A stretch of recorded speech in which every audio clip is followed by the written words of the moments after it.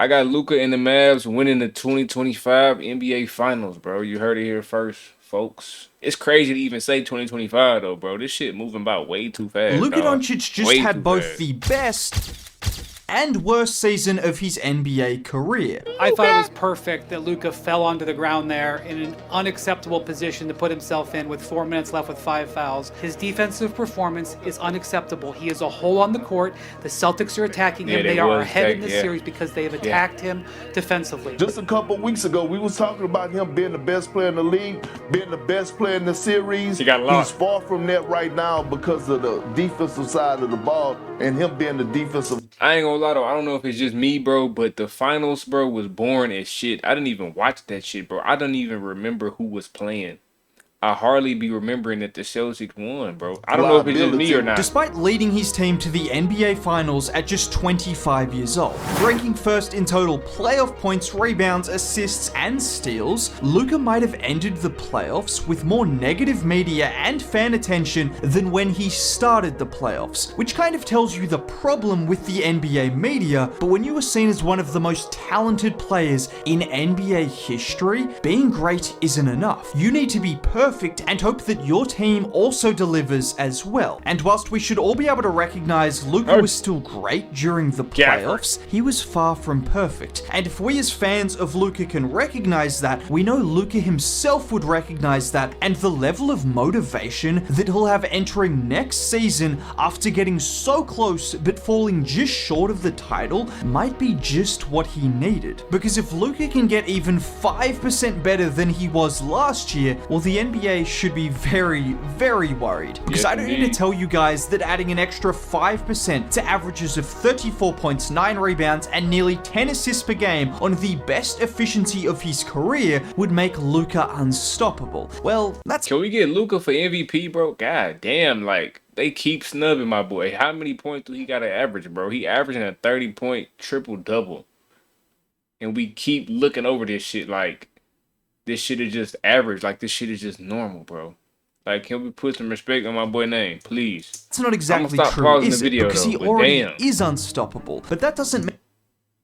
Nigga, this is my video, I do it all. He can't improve. And I know everyone will immediately think about his defense and say he needs to get better, which is true, but I think we did see signs of Luka playing good defense during last year's playoffs. It's more of a consistency problem, which was summed up by the fact social media or ESPN pretty much went from calling him a defensive stopper to the worst defender in NBA history on a nightly basis. I'm here to tell you, he's not actually the worst defender in NBA history, but he should definitely use the NBA Finals as motivation to improve on that end of the floor, because it was clear to see that Boston's strategy was to attack him every single time, and I just can't imagine him not taking that personally when you have a collection of players who you are better than all trying to target you defensively. But outside of the defense, there are some interesting offensive aspects of his game that I don't think have fully been tapped into just yet. Everyone will tell you Luka is a ball hog. He dribbles the air out of the ball and never works off the ball. Those people would be factually incorrect, because last year we actually saw some serious improvements from Luka as an off-ball player with the addition of Kyrie Irving. Look at this play, for example, where it's Kyrie setting the screen off the ball to free up Luka, giving him that extra bit of space to get off the shot over Chris Dunn. Or this play from the exact same game, where it's an identical action with Kyrie again setting that screen for a Luka 3. And it was actions like this which led to Luka doubling his catch and shoot threes from 1 attempt a game to 2, which isn't a crazy amount, but again, that was just his first season with Kyrie Irving. His second best ball handler at times during his first 4 years was Tim Hardaway Jr., with Jalen Brunson obviously coming off the bench for a fair bit of it. Can you really blame him for dribbling the air out of the ball when that was the case? And it wasn't just the catch and shoot threes, but in general, Luka's time of possession also went down whilst his overall touches actually went up, meaning the ball was sticking less in his hands. In fact, there were 10 guards who averaged more dribbles per touch than Luka Doncic. Guys like Ja Morant, Trae Young, SGA, Cade Cunningham, but people will tell you Luka is the biggest ball hog in the league when that's not only false, but out of all of those players I mentioned, who would you rather handling the ball than Luka Luka Doncic? The answer is none of them. And now with the addition of Klay Thompson, I think there will be even more opportunity for him to add to his already ridiculous offensive game. How about not just utilizing screens from other players to free himself this season up, gonna be but lit, though, setting screens yo. himself for the likes of Kyrie and Klay. Take Draymond Green for example. He is shorter than Luka, he is a worse ball handler, a worse passer, a worse shooter, and I'm not saying all of this to trash Draymond Green, but despite that, the Golden State Warriors have killed teams utilizing him as a screener with Steph Curry and Klay Thompson. There is no equivalent to Steph Curry,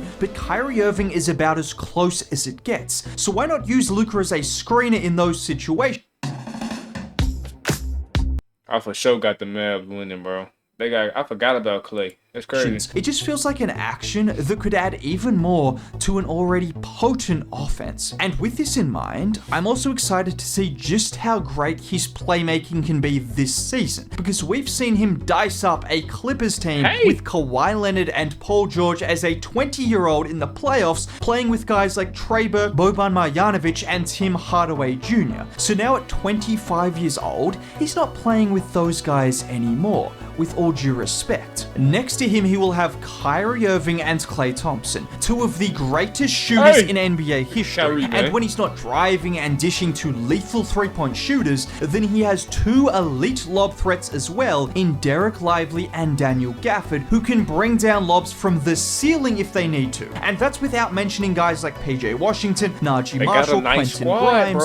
Offensively, this is by far the most talent Luka Doncic has ever played with. And I don't truly know how good Klay Thompson will be this season, but I know one thing is for certain. He's gone from probably a bit overrated to being completely underrated, because people are treating him like he shouldn't even be on an NBA court anymore, despite making the second most three-pointers in the league the last 2 years, shooting 40% in the process. And that's exactly what Dallas need, particularly after what we saw in the finals against Boston, where everyone highlighted the defensive issues, but teams don't normally win against elite teams when they shoot 31% from three, which is what Dallas shot against Boston. Bringing in one of the best shooters in the league to play alongside two of the best shooters and playmakers in the league makes it hard to imagine Dallas could have a series like that from three again. The thing is, Luka was by no means bad in the finals against Boston. He just shot terribly from three,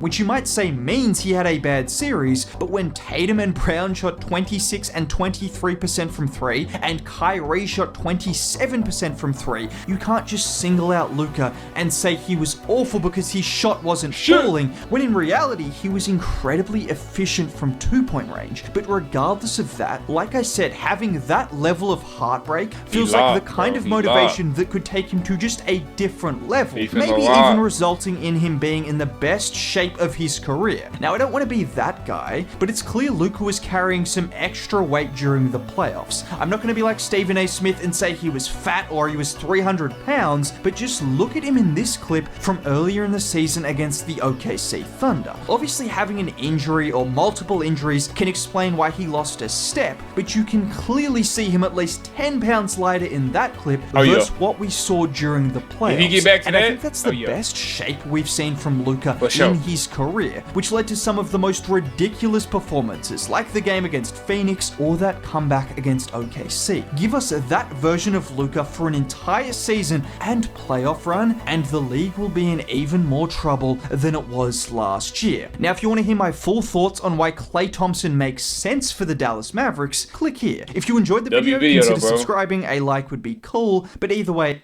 video, my guy.